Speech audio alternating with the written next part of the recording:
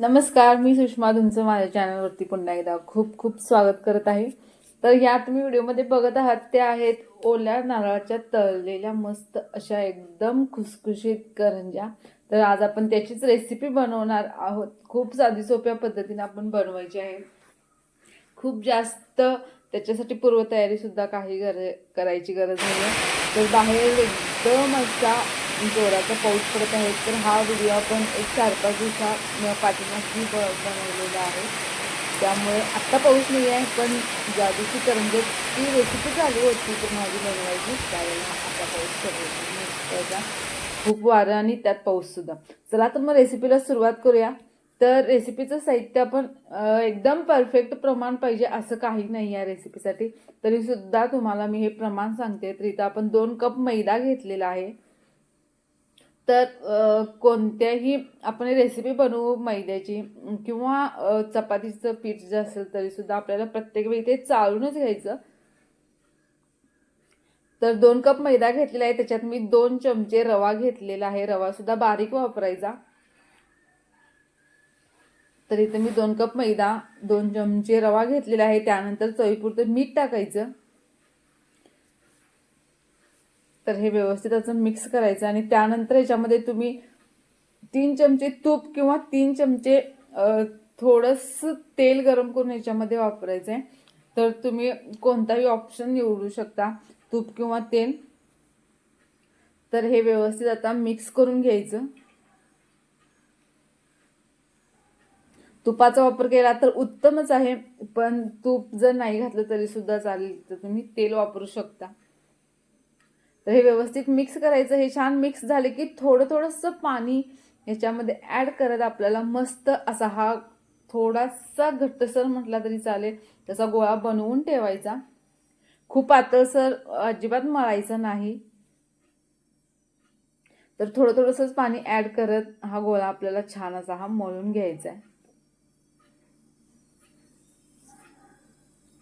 तर खूप पातळ मळला की आपण हे पीठ मळून झाल्यानंतर आणि त्याला आपण एक 15 ते 20 मिनिटं आपण साईडला ठेवून देणार आहोत. त्यानंतर तो आणखीनच थोडा जास्त पातळ होईल. तर त्यासाठी मळताना थोडासा एकदम घट्टसर असा मळायचा, जेणेकरून आपली पुढची जी प्रक्रिया आहे ती व्यवस्थित होऊन जाईल. तर हा गोळा छान मळून झालाय. त्याच्यानंतर हा याच्यावरती एक झाकण ठेवून आपल्याला 15 ते 20 मिनिटं याला रेस्टसाठी ठेवून द्यायचं. तर त्यानंतर आता मी गॅसवरती कढई ठेवलेली आहे. कढईमध्ये 1 चमचा तूप टाकलेलं आहे. त्या तुपात आपण मी ओला नारळ वापरलेला आहे. 2 कप हा ओला नारळ घेतलेला आहे. तर मस्तपैकी याचं मी खोबरं काढून घेतलेलं आहे नारळाचं.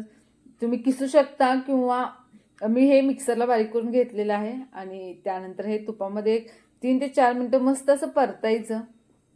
आणि साधारण एक 3 ते 4 मिनिटं परतल्यानंतर आपण ह्याच्यामध्ये आता आपण इथं 2 कप हे खोबरं घेतलेलं आहे ओलं. तर त्याच्यासाठी मी 1 कप गूळ वापरलेला आहे. हे प्रमाण अगदी परफेक्ट आहे. तर 2 कप नारळ असेल तर 1 कप गूळ किंवा तुम्ही इथे पिठी साखर सुद्धा वापरू शकता. तर इथे मी गूळ वापरलेला आहे. आपण एकदम हेल्दी अशी ही करंजी बनवूया. तर त्यासाठी मी तो गुळाचा वापर केलेला आहे. तर व्यवस्थित इथं आपण आता गूळ मिक्स करून घेऊया. तर तुम्ही बघू शकता मस्त असा आता हे आपलं सारण तयार झालेलं आहे. गूळ आपला छान एकदम परफेक्ट या खोबऱ्यामध्ये मिक्स झालेला आहे. तर याच्यामध्ये आपण 1 चमचा वेलची पावडर टाकायची. तर ती सुद्धा आपण याच्यामध्ये छान मिक्स करून घेऊया. चला तर हे मिक्स झालेलं आहे. आता हे सुद्धा आपण साईडला ठेवून देऊया आणि त्यानंतर आता आपण या करंज्या लाटायला घेणार आहोत. त्यानंतर आपण करंजी अशी बनवायची आहे. त्यासाठी आपल्याला एक साठं बनवावं लागेल. तर त्यासाठी मी इथं 1-2 चमचे मैदा घेतलेला आहे आणि त्याच्यामध्ये 1 चमचा तूप टाकायचं आणि मस्त असं व्यवस्थित हे मिक्स करून घ्यायचं. तर हे साठं आपल्याला कशासाठी लागणार आहे ते पुढं आपल्याला कळेलच. तर आता हे तयार झालेलं आहे. आता आपण करंजी लाटण्यासाठी घेऊया.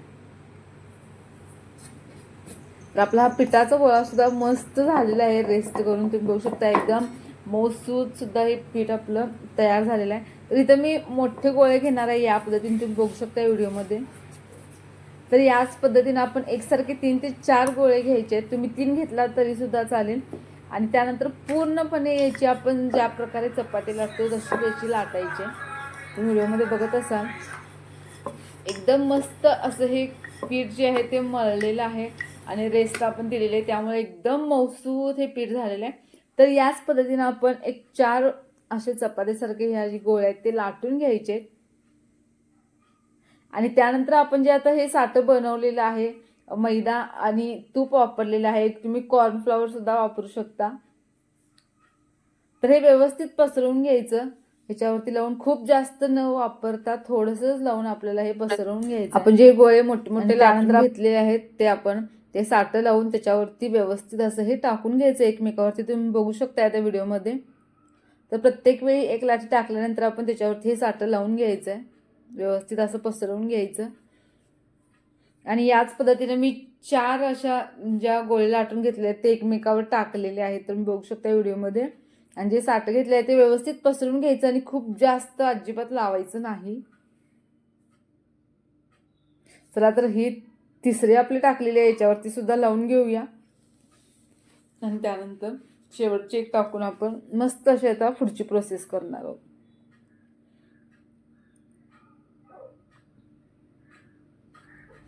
तर आपण शेवटच्या म्हणजे एकदम वरच्या साईडला सुद्धा हे साठं जे आहे ते लावून घेणार आहोत, व्यवस्थित पसरून घेणार आहोत आणि त्यानंतर याचा एक हलक्या हाताने याचा रोल बनवायचा. तर या पद्धतीने तुम्ही बघू शकताय व्हिडिओमध्ये. तर हे असं आपल्याला करायचं आहे. तर एकदम नाजूकपणे आपल्याला हे करायचं इथं. तर या पद्धतीने मी हे केलेलं आहे आणि त्यानंतर परत एकदा पूर्ण हा जो रोल आहे तो थोडासा दाबून घ्यायचा, एकदम अलगद दाबून घ्यायचा आणि त्याच्यात आपल्याला आता गोळे बनवायचे आहेत.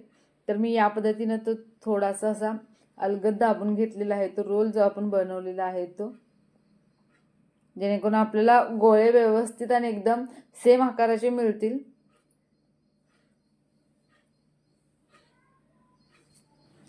तर हा मी रोल बनवताना तो एकसारखा कसा होईल याकडे लक्ष दिलं आहे. तर तुम्ही सुद्धा तो पोलपाटावर असं या पद्धतीने आपण ज्या वेळेला करू तर त्यावेळेला तो व्यवस्थित एकसारखं होईल याकडे लक्ष द्यायचं. आणि त्यानंतर आपण चाकूच्या साह्याने तुम्हाला हव्या त्या आकाराचे तुम्ही इथं गोळे कट करून घेऊ शकता. अगदी लहान किंवा थोडेसे तुम्हाला मोठे साईजमध्ये हवे असेल तर तरी सुद्धा तुम्ही ते बनवू शकता. तर या पद्धतीने मी आता हे सर्व गोळे करून घेत आहे आणि त्यानंतर थोडंसं तिरकं आपल्याला याच्यावरती प्रेस करायचं आहे. ज्यावेळी असा गोळा असतो त्यावेळेला तिरकं प्रेस करून आपल्याला तसंच लाटून घ्यायचं आहे, जेणेकरून जे आपण साठं लावून ज्या एकमेकांवरती ज्या लाट्या ठेवलेल्या आहेत त्याच्यामुळे याला मस्त असा हा खुसखुशीतपणा येणार आहे. या करंजीला तळल्यानंतर तुम्हाला कळेलच, तो फरक जाणवेलच. तर या पद्धतीने थोडंसं तिरकं प्रेस करून आपल्याला ह्या पूर्ण ही गोळे लाटून घ्यायचे आहेत. तर तुम्ही आणखीन एकदा बघू शकताय की आपण तिरक्याला प्रेस करून हे लाटून घेणार आहोत आता. चला तर आता आपण या पाऱ्या लाटायला घेऊया. गोळे तर आपले तयार झालेले आहेत. तर मैद्याचा वापर आपण करून या मस्त असे आता हे गोळे लाटून घ्यायचे.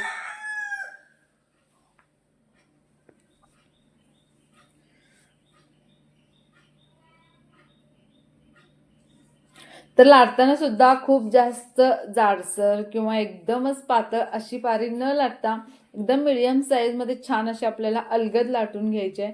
त्याच्यावरती खूप जास्त प्रेस सुद्धा अजिबात न करता अलगद आपल्याला हे लाटायचं आहे. तर तुम्ही या पद्धतीने आता बघू शकताय एकसारखे आपले गोळे एकसारखे झाल्यामुळे आपल्याला ह्या पाऱ्या सुद्धा व्यवस्थित एकसारखे होतील. तर तुम्ही बघू शकताय त्याची मी जाडी किती ठेवलेली आहे ते. आणि त्यानंतर आपण याच्यामध्ये आता सारण घालून घेऊया. सारण भरपूर वापरायचं, अजिबात सारण त्या पारीमध्ये घालताना कंजूसपणा करायचा नाही, भरपूर सारण घालायचं आणि त्यानंतर व्यवस्थित असं हे दाबून घ्यायचं. आणि त्यानंतर तुम्ही या करंजीच्या काठाला कोणत्याही पद्धतीने डिझाईन बनवू शकता. तर मी ते काटा चमच्याच्या साह्याने त्याला डिझाईन बनवून घेणार आहे, जेणेकरून परत त्याचं पीठ पडणार नाही आणि परत आपल्याला त्याच करंज्या असं तेच करावं लागणार नाही. तर इथं मी बघू शकताय काठाला आपण कट न करता आपण काटे चमच्याच्या साह्याने त्याला डिझाईन बनवलेली आहे. तर अशाच पद्धतीने आपण आपल्या सर्व करंज्या बनवून घ्यायचे. तर बघू शकताय किती छान आणि किती सुंदर आपली ही करंजी दिसत आहे. तर अशाच पद्धतीने सर्व आपल्या ह्या करंज्या आता बनवून घेऊया. तर इकडे मी गॅसवरती तेल गरम करायला ठेवलेलं आणि त्यानंतर आपल्या या करंज्या आता मस्तपैकी तळून घेऊया आपण. तर करंजी तळताना सुद्धा एक लक्षात ठेवायचं की तेल आपण जे गरम करणार आहोत ते खूप जास्त एकदम जास्त कडकडीत सुद्धा एकदम नको आहे आणि खूप नॉर्मल पण नको आहे. मीडियम साईजवरती आपल्याला ह्या करंज्या मस्त अशा तळायच्या आहेत. खूप जास्त फ्लेम ठेवला तर त्या करंज्या फक्त वरूनच तिचं हे होईल आणि आतून कच्च्याच राहतील. तर त्यासाठी आपण लो फ्लेमवर ह्या करंज्या किंवा एकदम मीडियम मध्ये तुम्ही म्हणू शकता तर या करंज्या तळून घ्यायचे. तर या पद्धतीनं मस्त असा हा तपकिरी कलर येऊपर्यंत आपल्याला मस्त अशा या करंज्या तळून घ्यायच्या आहेत आणि आता ह्या मी काढून घेणार आहे.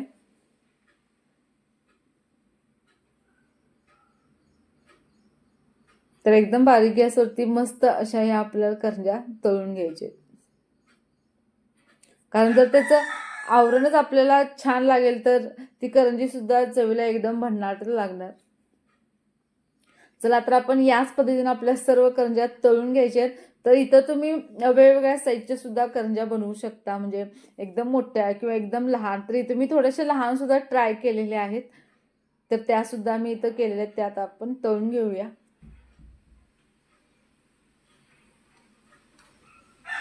आणि जितकी तुम्ही कढई मोठी ठेवाल ते तुमचं पटकन होऊन जाईल तळून. तुम्हाला एक एक किंवा दोन दोन न तळता एक 4-4 5-5 तुम्ही एकदम याच्यामध्ये टाकू शकता आणि एकदम मीडियम फ्लेमवर मस्त अशा या करंज्या तळू शकता. तुमचा जास्त वेळ सुद्धा जाणार नाही.